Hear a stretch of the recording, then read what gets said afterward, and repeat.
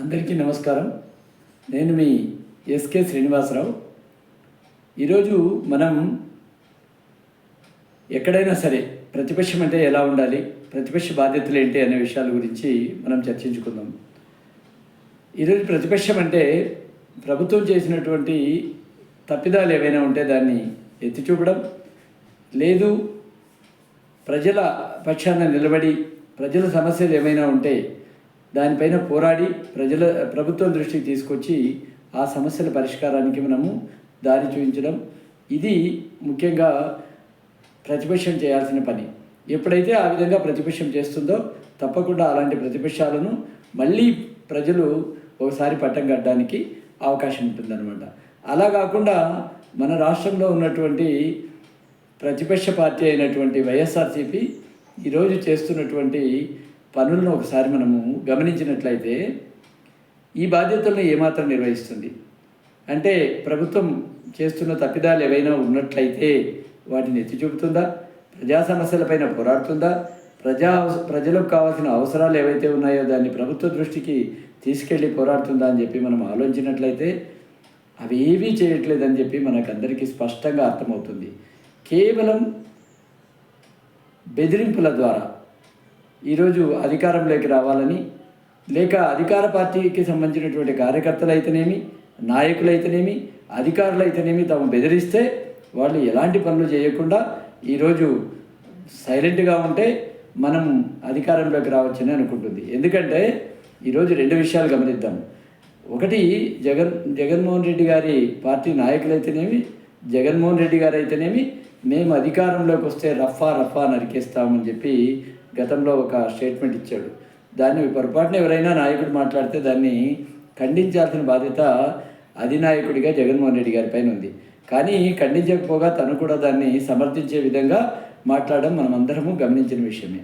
అదేవిధంగా రీసెంట్గా మనకు వైఎస్ఆర్సీపీ అధికారంలోకి వస్తే మేము అధికారులందరూ కూడా ఎవరైతే ఉన్నారో వాళ్ళందరినీ కూడా ఈరోజు ఎక్కడ ఉన్నా కూడా వాళ్ళని ఇక్కడికి తీసుకొచ్చి వాళ్ళ అంతు చూస్తాం, వాళ్ళను వెంటాడుతాం అని చెప్పడం చూస్తుంటే వాళ్ళు అధికారులకు, ప్రజలకు, ప్రభుత్వంలో ఉన్నటువంటి నాయకులకు బెదిరింపు. అంటే వారు ఏమీ చేయకుండా ఈరోజు సైలెంట్గా కూర్చుంటే తాము అధికారంలోకి వస్తామన్న ఒక భావన మనకు కనిపిస్తుంది. అంటే ఒక భయానకమైన వాతావరణాన్ని క్రియేట్ చేసి చేయాలన్నది వాళ్ళ యొక్క ఉద్దేశం అన్నమాట. అదేవిధంగా ఈరోజు ప్రతిపక్ష పార్టీ చేయాల్సిన మరొక ముఖ్య విషయం ఏంటంటే, వారు కనీసం నోళ్ళైనా అదుపులో పెట్టుకొని కూర్చోవాలి. ఆ పని ఏమైనా చేస్తున్నారంటే, రీసెంట్గా మన మహిళలను కూడా కించపరిచే విధంగా ఈరోజు వంగలపూడి అనిత గారు హోమ్ మినిస్టర్ను ఆమె కట్టుబొట్లు, ఆమె యొక్క వస్త్రాధారణ గురించి ఒక మాజీ మంత్రి మాట్లాడుతున్నాడంటే ఎంత నీచమైన, ఎంత హేయమైన వారి యొక్క ఆలోచనలో ఒకసారి అర్థం చేసుకోండి. ఎవరికైనా ఈ భారతదేశంలో తమకు ఇష్టమైన వేషాధారణ, వస్త్రాధారణ, ఇష్టమైన కట్టుబొట్లు, ఆచారాలు పాటించే పద్ధతి ఉంది. ఈరోజు మీ ఇంట్లో ఉన్నటువంటి మీ భార్య పిల్లలు ఈరోజు అలంకరించుకోవట్లేదా, వారికి కావాల్సినటువంటి వస్త్రాలు ధరించట్లేదా? మరి మిమ్మల్ని ఇలా అంటే ఎలా ఉంటుంది? ఈరోజు ఒక ఉపాధ్యాయురాలు ఉపాధ్యాయ వృత్తి నుంచి హోమ్ మినిస్టర్ దాకా ఎదిగిందంటే ఆమెలో ఎంత సామర్థ్యం ఉండాలి, ఆమెలో ఎన్ని మంచి లక్షణాలు ఉండాలి, ఆమె ఈ స్థాయికి వచ్చిందంటే ఆమె యొక్క కష్టము ఎంత ఉండాలి. ఈ విషయాలన్నీ గమనించకుండా కోడిగుడ్డు మాజీ మంత్రి అయినటువంటి గుడివాడ అమర్నాథ్ గారు నోటికొచ్చినట్టు మాట్లాడుతున్నారంటే వారికి స్త్రీల పట్ల ఎంత మాత్రం గౌరవం ఉందో ఒకసారి మీరందరూ కూడా ఆలోచించాలని కోరుకుంటున్నాను. అదేవిధంగా ఈరోజు జగన్మోహన్ రెడ్డి గారు 2-3 రోజుల క్రితం ఇంకొక గొప్ప విషయాన్ని చెప్పారు. ఇది విఘ్నులైనటువంటి ఓటర్లు, ప్రజలు గమనించుకోకపోతే, అర్థం చేసుకోకపోతే ప్రజలందరూ కూడా బాధపడాల్సి వస్తుంది. ఏంటంటే 2 ఏళ్ళు మీరు పార్టీని చూసుకోండి, 2 ఏళ్ల తర్వాత పార్టీ అధికారంలోకి వస్తే సంక్షేమ పథకాలన్నీ కార్యకర్తల చేతిలో పెడతాను అని చెప్పి అన్నారు. ఏంటి దీని అర్థం? సంక్షేమ పథకాలను అమలుపరచాల్సిన బాధ్యత ఎవరిది? ప్రభుత్వ అధికారులది. సంక్షేమ పథకాలను ఈరోజు లబ్ధిదారులను ఎంపిక చేయాల్సిన బాధ్యత ఎవరిది? అధికారులది. మరి ఈ బాధ్యతను కార్యకర్తల చేతుల్లో పెడతానంటారేంటి? అంటే కార్యకర్తలకు ఒక భరోసా ఇస్తున్నాడు. ఇక మీద సంక్షేమ పథకాలు ఎవరికైనా కావాలన్నా ఆ లబ్ధిదారులను ఎంపిక చేయాలన్నా మీరే చేయాలి. కాబట్టి మీకు కావలసిన వాళ్ళను మీరు ఎన్నిక చేసుకోండి, మీరు కావలసినంత డబ్బులు వాళ్ళ దగ్గర దండుకోండి, మీరు కావలసిన విధంగా మీరు సంపాదించుకోండి.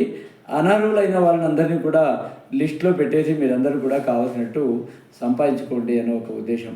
అంటే మీకు ఎవరైతే అడుగులకు మడుగులు వస్తారో, మీ మాట ఎవరైతే వింటారో, మీరు భయపిస్తే ఎవరైతే భయపడతారో, లేదు మీకు ఎవరైతే డబ్బులు ఇచ్చి లంచాలు ఇస్తారో అలాంటి వారికే మీరు ప్రభుత్వ పథకాలను ఇచ్చి మీ ఇష్టం వచ్చినట్టు మీరు వ్యవహరించవచ్చు, మీ చేతుల్లో పథకాలను పెడతారని చెప్పకనే జగన్మోహన్ రెడ్డి గారు చెప్తున్నారు. కాబట్టి ఎవరైతే సంక్షేమ పథకాల లబ్ధిదారులు ఉన్నారో ఈరోజు 1వ తేదీ ఉదయాన్నే ఎన్టీఆర్ భరోసా పథకం కింద పెన్షన్లు వస్తున్నాయో, అదేవిధంగా ఎవరికైతే బళ్ళు తెరుస్తూనే తల్లికి వందనం కింద ఎంతమంది పిల్లలు ఉంటే అంతమందికి ఈరోజు డబ్బులు పడుతున్నాయో, అదేవిధంగా రైతన్నులు ఈరోజు అన్నదాత సుఖీభావ పథకం కింద వాళ్ళ అకౌంట్లలో చెప్పిన తేదీకి ఖచ్చితంగా డబ్బులు పడుతున్నాయో, మీ అందరి సంక్షేమ ఫలాలు మీకు ఇలాగే ఉండాలి, ఇలాగే అందాలి అంటే ఇలాంటి పార్టీకి పొరపాటునకి కూడా మీరు ఏదైనా ప్రలోభాలకు లోనై ఓటేసినా ఇలాంటి ప్రభుత్వాలను మీరు తెచ్చుకున్నారంటే రాబోయే రోజుల్లో వైసీపీ పార్టీకి మీ కార్యకర్తలకు మీరు తొత్తులుగా మారాలి. వారు చెప్పినట్టు వినాలి, వారి అడుగులకు మడుగులొత్తాలి, వారు అడిగినంత డబ్బు వారికి ఇచ్చుకోవాలి. అప్పుడే మీ సంక్షేమ పథకాలు మీ చేతుల్లో ఉంటాయి. కాబట్టి ఈ విషయాన్ని విఘ్నులైన ఓటర్లు ప్రజలందరూ గమనించి ఈ యొక్క గొడ్డలి పార్టీని తుంగలో తొక్కాలని, మళ్ళీ కోలుకోని విధంగా లేదు ఆంధ్రప్రదేశ్లో ఈ పార్టీని లేకుండా చేయాలని చెప్పి మీ అందరికీ కోరుకుంటూ సెలవు తీసుకుంటున్నాను. జై హింద్.